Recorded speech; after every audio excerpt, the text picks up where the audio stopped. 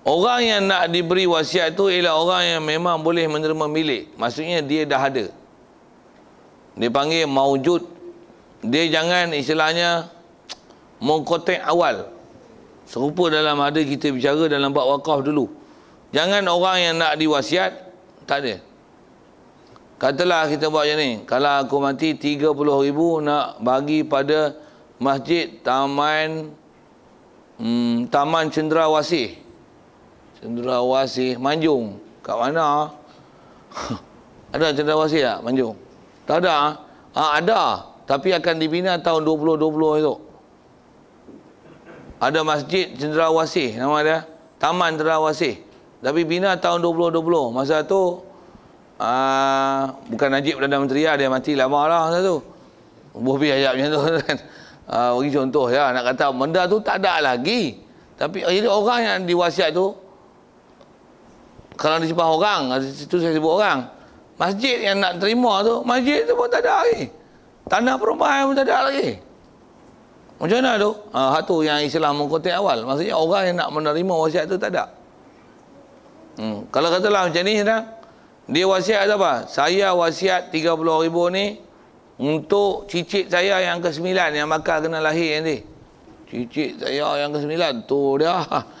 Bila cucu nikah hendak lagi. Lebih kurang itulah nak tunjuk kata tak sah lah wasiat itu, jangan buat bodoh. Wasiat bagilah benda yang Islam maujud ni, yang ada ni. Benda-benda yang belum nak dicapai, apa bagi wasiat-wasiat benda pelik-pelik itu. Yang tu istilahnya benda yang diwasiat itu sesuatu yang dimilik bagi orang yang boleh memilik dengan dia. Jadi mesti yang boleh milik. Kalau nisbah boleh milik, boleh milik. Nisbah boleh belanja, boleh dibelanja oleh dia.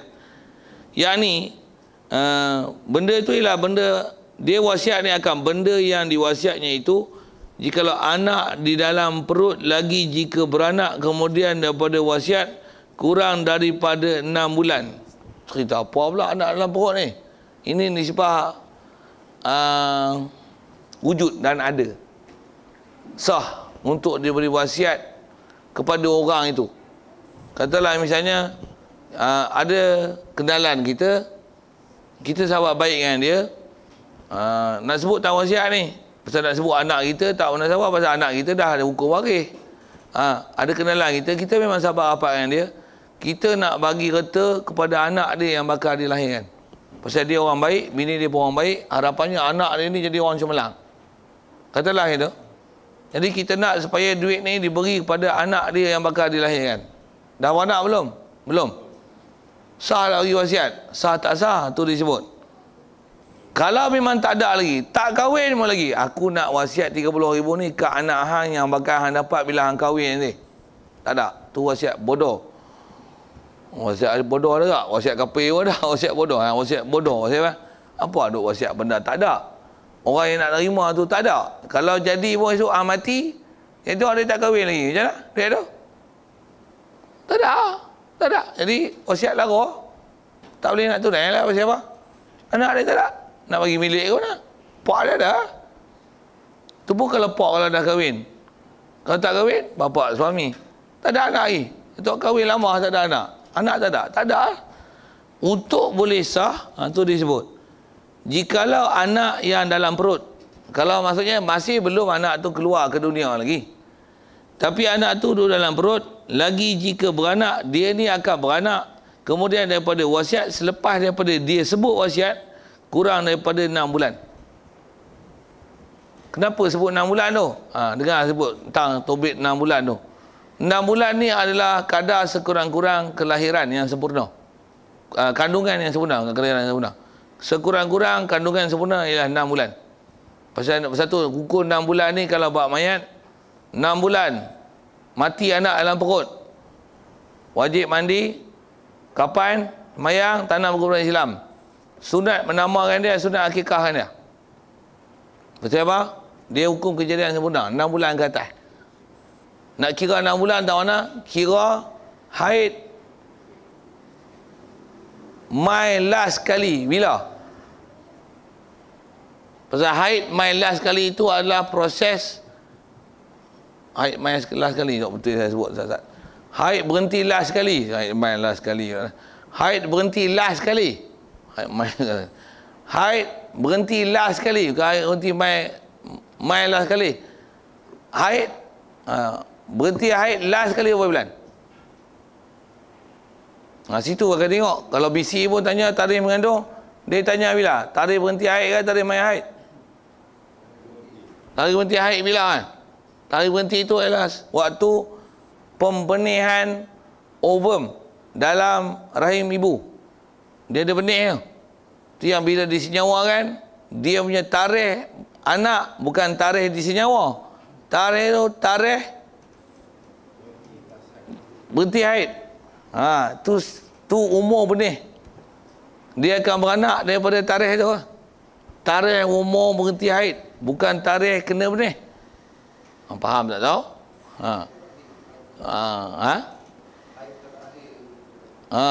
Macam mana pun nak sebut ialah, jadi kalau kata aku nak bagi kat anak dia, mengandung tak lagi? Mengandung tak nak mengandung, dia dobit dia, masa dia wasiat, dobit dia, masa dia wasiat, anak tu kalau akan dilahirkan dalam tempoh 6 bulan ataupun ke atas, tu 6 bulan ataupun kurang, disebut dengan bahasa dia, kurang daripada 6 bulan. Jadi maksudnya umur anak tu nanti dah memang ada lah dalam kandungan kan? Sah wasiat. Maksudnya dia wasiat 6 bulan lepas tu beranak, ataupun sebelum pada tu beranak, maksudnya memang dia wasiat anak ada dalam perut. Kalau lepas pada 6 bulan baru ada, tu belum tentu anak ada. Macam mana pun belum tentu ada tak ada. Dobit asal kalau tak tahu hal dia, kena tengok 6 bulan. Kalau memang tahu dia disabitkan hamil, lewat haid mari, lepas tu ambil beli urine test tu, tengok ada 2 line, bukan 1 line. Tak faham sudah saya sebut apa tu. Maksudnya sabit mengandung, maksudnya dah ada anak, dia wasiat, sah wasiat. Sebut tu. Jadi maksudnya mestilah orang yang diwasiat sudah ada ketika wasiat dikeluarkan. Bukan mati itu berlaku, wasiat tu dikeluarkan, orang yang nak diwasiat tu memang dah ada. Tu syarat.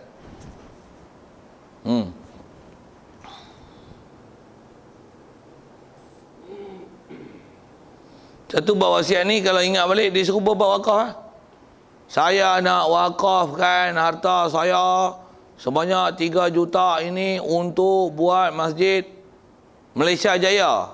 Malaysia Jaya kat mana? Tak tahu kat mana. Tapi ada lah bunyi-bunyi nak buat Malaysia Jaya. Putrajaya ada. Ni Malaysia Jaya kat mana Malaysia Jaya? Asia Jaya ada. Putrajaya, Puteri Jaya ada. Ada Puteri Jaya. Taman Jaya, ada Taman Jaya. Kuala Lumpur ada Taman Jaya. Saya orang Kuala Lumpur, saya tahu apa cerita ni. Macam mana pun saja nak sebut hayalan tu lah kan. Tak ada lah, tak sah. Nak sebut tangan tu, ada tak ada tu. Ada tak ada tu. Nak sebut ada tak ada tu. Ada tak ada tu. Okey? Saya rasanya boleh faham tu. Apa dia nak sebut tang lobik kandungan 6 bulan. Selesai.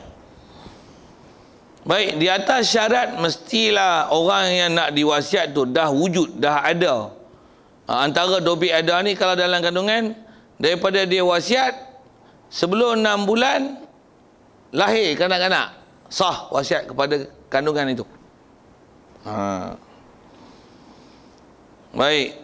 Jadi di atas kaedah itu sah wasiat bagi kanak-kanak. Bagi kanak-kanak. Bukan kanak-kanak wasiat. Boleh faham kan? Apa maksud bagi kanak-kanak? Saya wasiat 10,000 bagi kat adik ni. Sah? Jadi? Wasiat apa? Ada? Ada. Walaupun dia kanak-kanak, boleh. Tak syarat mesti orang yang menerima tu balik. Tapi yang mewasiat, orang yang nak membelanja harta, dia mesti balik. Sebab dia kanak-kanak, dia tak sah, dia belanja harta. Tapi dia nak menerima harta, boleh. Satu kanak-kanak, dia boleh terima harta.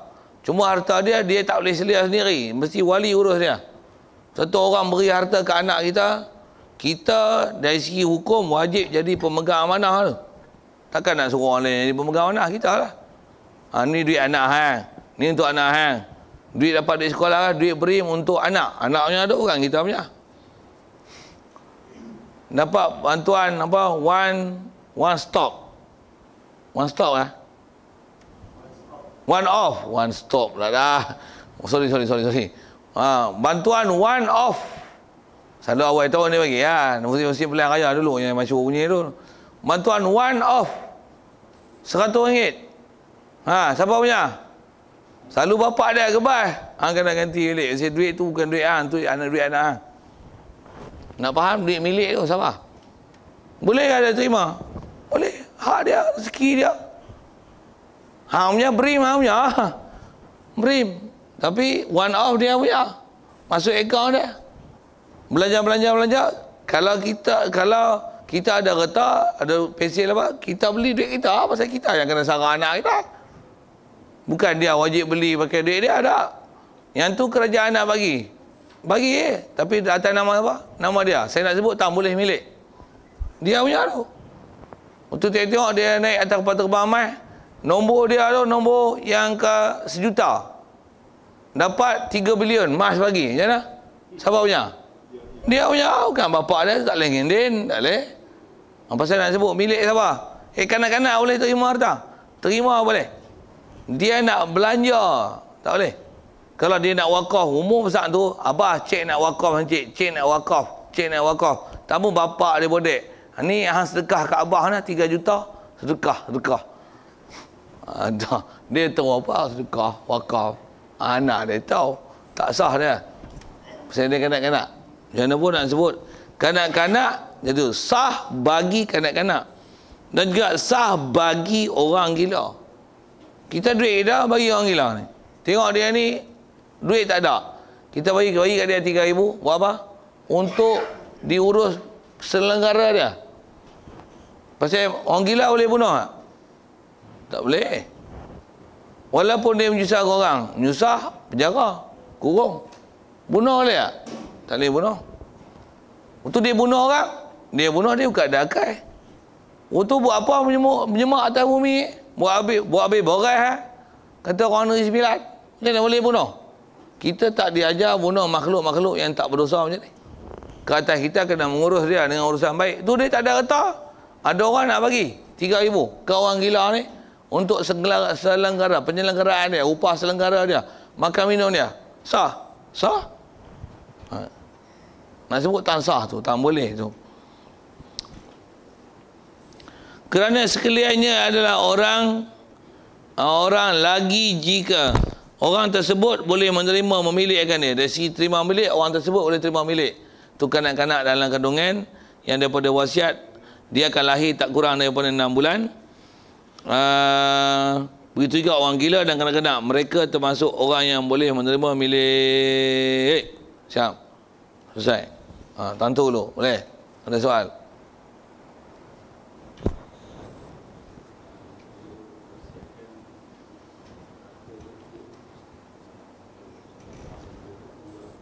Seorang yang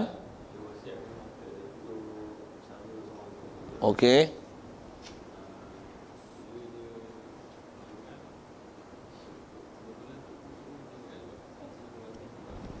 Habis ya? Maksudnya berhenti dekat tu. Kalau dia kata saya mati kalau duit 30,000 ni sara Tok Guru Masjid Samudra, katalah gitu kan. Bubiai tu. Saya tengok Masjid Samudra betul tak? Pasal apa kena sodok dengan majlis daerah? Pasal apa aktif sangat? Bubi tu contoh. Bukan doa, contoh. Masa wasiat tu ada. Tapi bila mati, elok-elok mati kena roboh. Dan 2 bulan belajar lepas tu tak ada balik waris. Pasal tak uzur untuk disempurnakan wasiat. Itu istilah. Saya jawab tuan-tuan. Lain? Okey.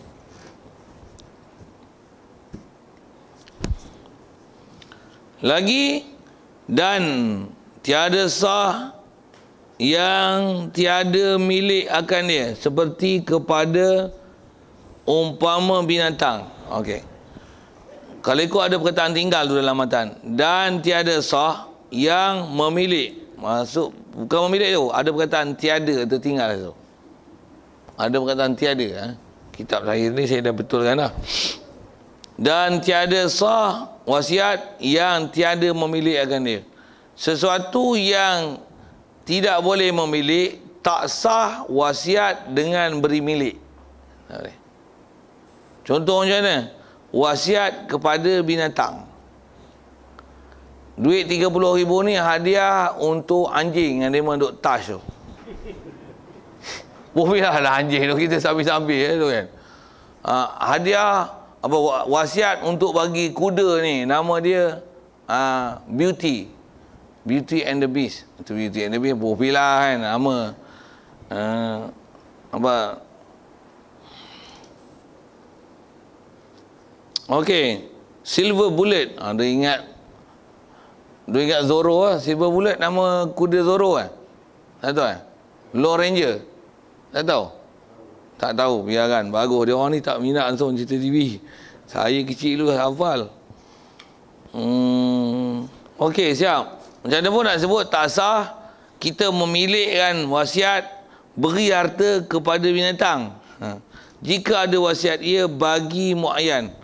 Kalau bagi muayyan pula tu bagi binatang, pasal binatang tak boleh terima milik. Wasiat cuma kalau kata ada orang sebut wasiat 30,000 untuk Masjid Jami' Ihsan. Masjid Jami' Ihsan milik ya? Bukan maksud dia macam tu. Dia mesti tanggung kepada makna uruf. Pasal masjid mana boleh terima milik, betul? Untuk apa maksudnya 30,000 untuk Masjid Jami' Ihsan? Untuk dibangunkan, untuk dimakmurkan, untuk dimarahkan, itu maksudnya. Maksudnya bukan bagi ke masjid. Macam masjid bukan boleh terima milik, tapi mesti ihtimalkan perkataan tu supaya dibelanjakan dan ditasarrufkan untuk masjid.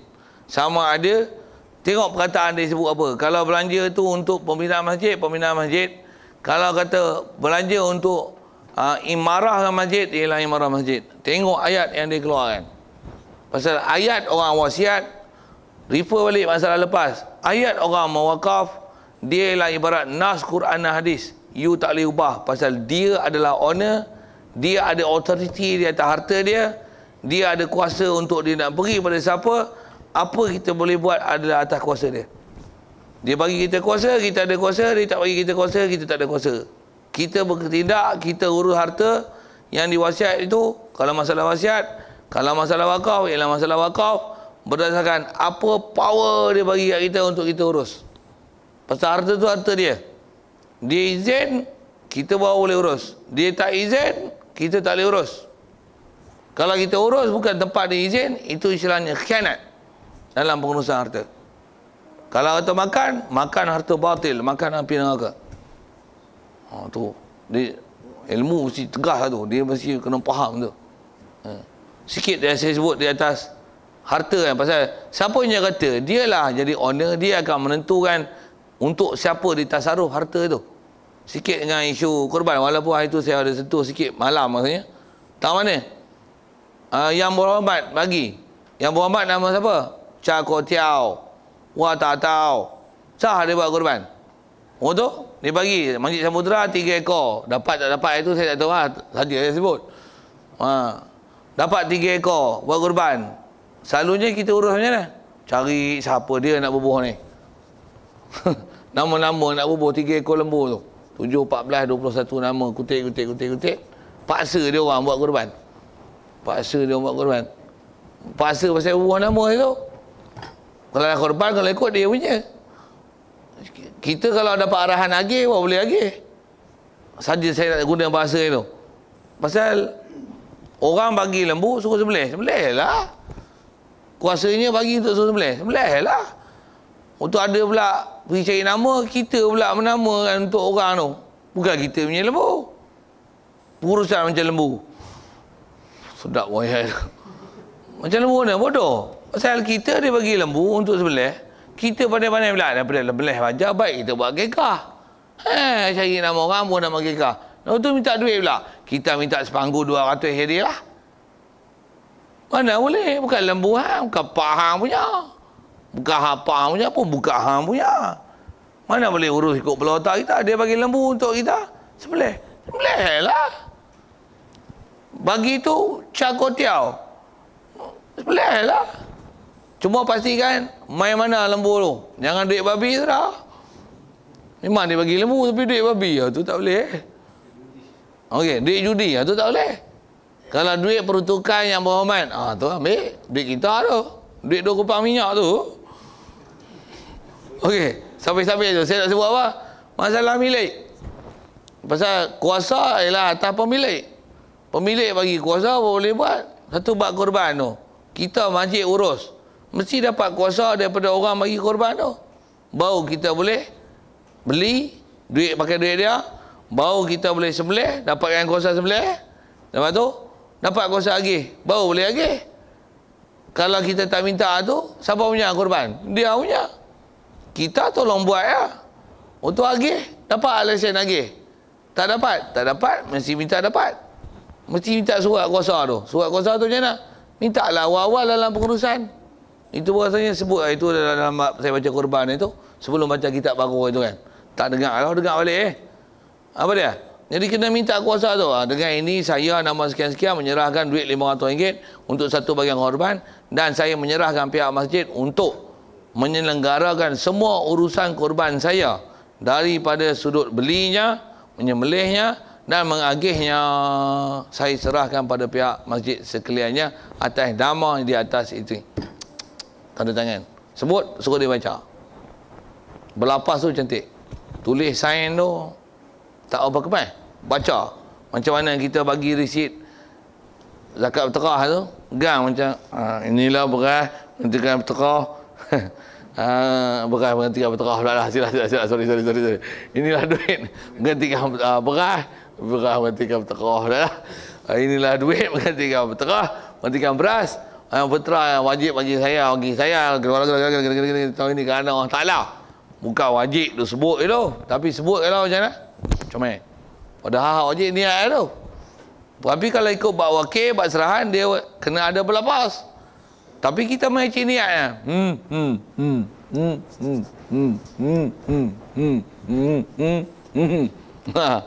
Patutnya berlepas. Kita tak lepas. Yang tak berlepas, dia lepas. Saya doa lagi. Amin. Saya doa lagi. Yang kena berlepas, tak lepas. Yang tak kena lepas, gaduh berlepas. Jaga tu. Itu kata-kata ada ilmu kat tu. Bagi geti. Bukan nak marah. Mana tak betul, bagi betul. Okay. Baik. Jadi asal nak sebut, bagi milik pada binatang tak boleh. Jadi orang yang benda besar nak dalam bab melakukan wasiat, wakaf, hebah ni, pemilik ini dia kuasa besar. Baik. Baik, selesai situ. Satu lagi dia sebut tentang syarat wasiat ni. Itu binatang. Dan jika adalah wasiatnya itu bagi jihah yang maujud yang am, maka disyaratkan jangan ada jihah yang maksiat. Baik. Kalau disebut wasiat ni disebut pada jihah tu bahasa Arab tu. Jihah tu pihak yang maujud. Pihak tu ada tempat nak tasarruf tu. Saya bagi 30,000 ni untuk pembinaan masjid. Masjid mana kalau dia tak sebut? Tak sebut lah. Bila masjid, aci apa masjid, nak bina masjid lah. Boleh ya? Kalau disebut maujud, benda ada yang am, yang umum. Ataupun kata 30,000 ni untuk buat apa-apa kebajikan. Apa-apa kan? Dia kalau umum. Khas. Cuma bila tak cukup syarat, jangan buat bodoh tak cukup syarat tu lah. Macam saya sebut dia, orang tak ada, bagi kat binatang, bagi kat lembu, untuk milik kata, tak boleh tu. Kalau am. Kalau nak khas kan lah. Baik, macam mana pun di atas, kalau sebut dengan pihak yang, dia pihak ni ada, tapi disebut dengan lafaz umum, syarat, maka disyaratkan jangan ada jihah yang maksiat. Jangan ada apa-apa maksiat. Sedia maklum maksudnya kita memang faham masalah maksiat tu. Cuma pastikan dobit maksiat itu adalah mengikut takrifan syarak. Pasal zaman sekarang banyak benda yang nama maksiat, tapi tambah zaman moden-moden ni tuan-tuan, ada benda yang kadang benda maksiat dah dihukum tak maksiat. Pasal atas tujuan untuk menarik golongan muda mendampingi kita. Motor tak apa, sama motor tak maksiat. Nyanyi dia bergantung pada lirik. Lepas tu bagaimana dia dipersembahkan, pakaian. Jadi haram tu bukan haram lirik, haram pakaian pula kalau salah. Untuk alat muzik. Itulah. Saja nak sebut tu. Jadi kalau ada istilahnya benda-benda maksiat, alat-alat muzik yang ada ulama kata haram, tak boleh. Dia kata apa? 30,000 ni untuk buat konsert amal. Bayar untuk orang buat konsert. Siapa? Era Pazira. Penyanyi Korea. Gangnam Style. Apalah bala-bala tu. Penyanyi Jepun ke, penyanyi Tamil ke, apa bala ke, Minah Carey. Ataupun Itik Kari. Ambuh je apa bahasa itu tak. Mana boleh? Atas nama maksiat tak boleh. Okey? Maka tiada sah seperti berwasiat dengan harta. Harta dia wasiat buat apa? Buat membaiki kanisah Nasara. Kanisah Nasara ni gereja Nasrani. Awak bodoh tu orang Islam Itu tak boleh. Itu tak boleh. Itu kalau orang kafir pun tak boleh. Pasal kanisah Nasara tak boleh. Kalau buat rumah orang tua-tua, itu sebut lepas lah. Nisbah ke kafir, sah wasiat kafir. Tapi pasti juga atas dia duduk dalam kerajaan Islam, dia tak wasiat nisbah maksiat dengan kaedah syariat kita. Walaupun tak maksiat nisbah harta benda dia, tapi adalah maksiat nisbah hukum syarak, wasiat dia untuk membaiki gereja batal. Siap. Dan sah wasiat bagi sabilillah. Sah wasiat sabilillah. Sabilillah kat mana?